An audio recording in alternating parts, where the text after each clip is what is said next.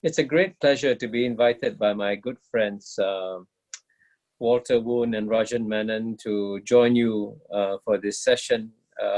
And I'm afraid I'm going to take you all to a very different dimension of life, the geopolitical dimension in my remarks today, because the only thing I can say for certain about the next 2 decades is that no matter what you do, no matter where you are, right, your lives will be affected in one way or another by the major geopolitical contests that has broken out between the United States and China. And especially we in ASEAN, and I'm so glad you're having a conference on ASEAN. If at all there's any region that should pay special attention to ASEAN, special attention to the US-China geopolitical contest, it should be ASEAN. And so that's my goal with these remarks. I'm going to divide my remarks so you can follow me into 3 parts. First, I'm going to try and explain why we need to understand this contest. 2, I'll try to explain what are the forces that are driving this US-China geopolitical contest. And 3, I'll talk about the implications for ASEAN, since that's also relevant for your conference. The first thing I'm going to say, the very first thing I would say in part 1 is that if there's one thing that COVID-19 has contributed to the world, has contributed many things to the world, it's actually confirmed how serious this US-China geopolitical contest is. Now, what do I mean when I say that? You know, our world has changed fundamentally. And to describe how our world has changed fundamentally, how it has shrunk and become so small and so interdependent, I say that in the past, when 7.5 billion people live in 193 separate countries, it was as though they were living in 193 separate boats, with captains and crews taking care of each boat. And that was the old 1945 rules-based order. But as we all know, the world has shrunk. We live, in a sense, in one world. And so the 193 countries are no longer 193 separate boats. The 193 countries are now 193 separate cabins on the same boat. And of course, the problem with our global boat is that you have captains and crews taking care of each cabin, but no captain and crew taking care of the global boat as a whole, which is why we are facing many global challenges like climate change, like COVID-19, and so on and so forth. And I want to just use add something small to this metaphor of the boat. If we are all passengers on a boat, right? And if the boat catches fire, what is the first thing you do? You put out the fire. You don't argue about who started the fire, right? But COVID-19 is probably one of the biggest fires our world has had, maybe in 100 years. And what happened when the fire started?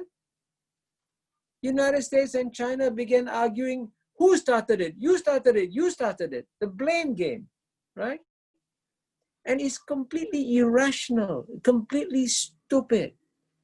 In fact, I'm sure future historians will question whether or not the human species are indeed the most intelligent species of planet Earth if they start arguing about who started a fire rather than putting out the fire when COVID-19 happened. Now, I begin with that because I hope that helps you understand how strong and powerful this US-China geopolitical contest is. It's overriding common sense when it comes to dealing with many global issues. And that's an example of how the world will be shaken by the US-China geopolitical contest. So then the next question, therefore, and this is my part 2 of my remarks, is why is it happening? Why are the United States and China at such loggerheads now? And the answer is that they are at loggerheads because this geopolitical contest is driven by deep structural forces. And I'll mention three of them. The first one, and one thing about geopolitics I should emphasize, there's almost nothing new in geopolitics. Anything you say about geopolitics has been around for 2,000 years or more. And so for 2,000 years or more, there's been a rule that says whenever the world's number 2 power, which today is China, is about to overtake the world's number 1 power, which today is the United States, the world's number 1 power always pushes down or tries to push down the world's number 2 power. And indeed, there's a Harvard professor, a friend of mine, Graham Allison, who's written a book. His book is called Destined for War. I don't agree with him that war is more likely than not within US and China, but I still think that he's right in saying that a major geopolitical contest always breaks out between the world's number 1 and number 2 powers. And that's basically what's driving the United States. And so when you see trade war, technology war, it's not about trade. It's not about technology. It's about geopolitics. That's what's driving it. And you got to understand that. And then the second structural force that's driving this contest is something that no one in the West can speak about. It is politically incorrect to even mention that phrase. And what's that phrase? It's the yellow petal. Now, for those of you who studied history, you know that these images of the yellow petal have been around for centuries. It goes back to the time when the Mongols almost conquered Europe. And since then, in the Western mind and the subconscious layers, there's been this deep fear of the yellow petal. It comes out in literature, in the Fu Manchu novels. And in the case of the United States, by the way, at the end of the 19th century, in an effort to block Chinese immigration, the US Congress passed something, I think it was called the Chinese Racial Exclusion Act. That name itself indicates that there was a deep fear of the yellow petal. And I mention this because, you know, going back to my very first point, it's so irrational to argue about who started the fire, who started COVID-19. So what's driving this irrationality? It's emotions. And where do these emotions come from? They come from the fear of the yellow petal. So you have to understand the emotional dimension if you want to understand how the US-China geopolitical contest will play out.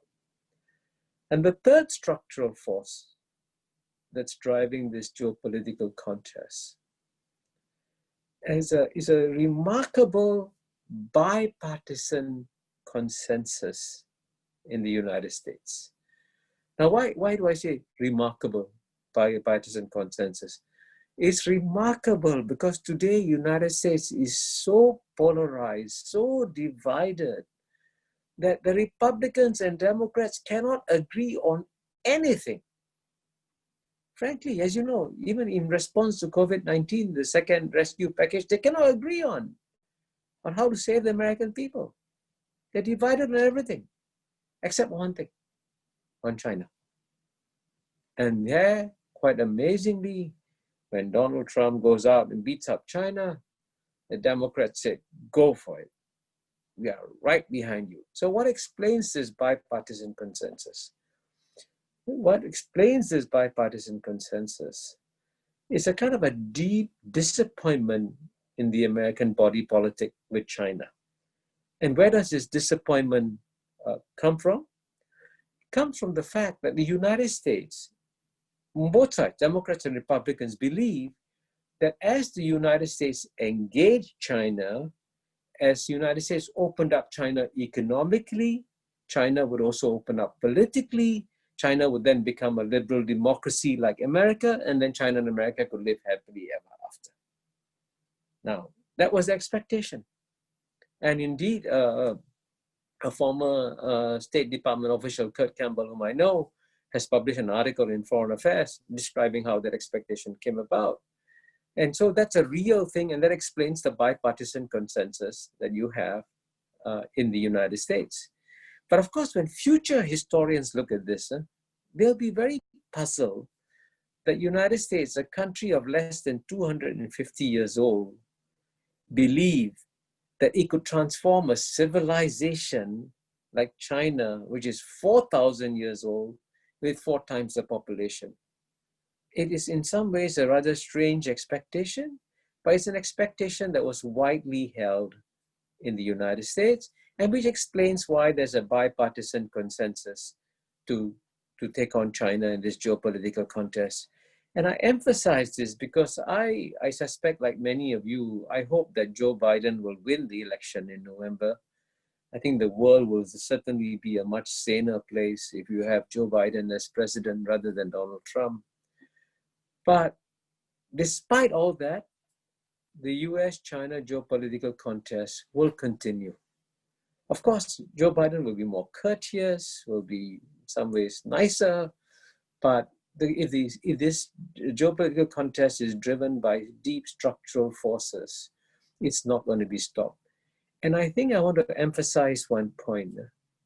The United States has experienced a century of triumph. It succeeded in everything. It succeeded in World War I, defeating Germany, succeeded in World War II, defeating Japan and Germany, and it succeeded in fighting off the Japanese challenge. It succeeded in winning the Cold War against the Soviet Union. So the idea of America losing, becoming number 2, is inconceivable. And yet China is going to become number 1. It's only a matter of time. So you can see how it's going to be so painful and so difficult for US and China to settle down for quite a while in this contest. And I've been asked whether I think Joe Biden will win. The one thing I can say for certain, in American politics, don't be certain of anything. At this time in 2016, all the pollsters said that Hillary Clinton would win and Donald Trump won. So be ready. You might have 4 more years of Donald Trump. And the question is, are we psychologically ready for it? And I say we're not. We're not, absolutely not. Because if we were, and this brings me to part 3 of my remarks, the most logical, sensible thing we could do now is to strengthen ASEAN as much as possible. Because ASEAN is our major buffer against this raging US-China geopolitical contest. And I say this, I must say, with some sadness, because I've also written a book called The ASEAN Miracle. And here I'm speaking more to my fellow Singaporeans than anybody else. The country that has benefited the most from ASEAN is Singapore, by far. Listen, our total trade is over 3.5 times the size of our GNP. How is that facilitated? It's facilitated by an ecosystem of peace and prosperity that we live in Southeast Asia. And we don't even take care of this ecosystem. We live off it, and we don't contribute back to it. And that's so unwise. So, and that's a result of deep ignorance. So I think the first thing I hope that Singaporeans will make a huge effort to do is to try and understand ASEAN more. And especially, as I say in my book, understand why it's a miracle. Why is it a miracle? If you want to know why it's a miracle, when you can finally fly, take a plane, go to South Asia, watch the dynamic between India and Pakistan, go to the Middle East and hear the sounds of bombs and fighting and so on and so forth, right? Go anywhere in the world, right? And amazingly enough, the most successful regional organization is supposed to be the European Union. And I still think European Union is number 1, ASEAN number 2. But guess what? The European Union is breaking up before ASEAN.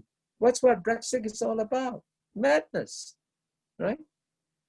And here we have a functioning, strong regional organization.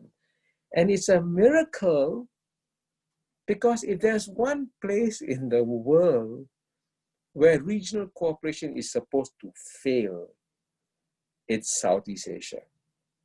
And why was it supposed to fail?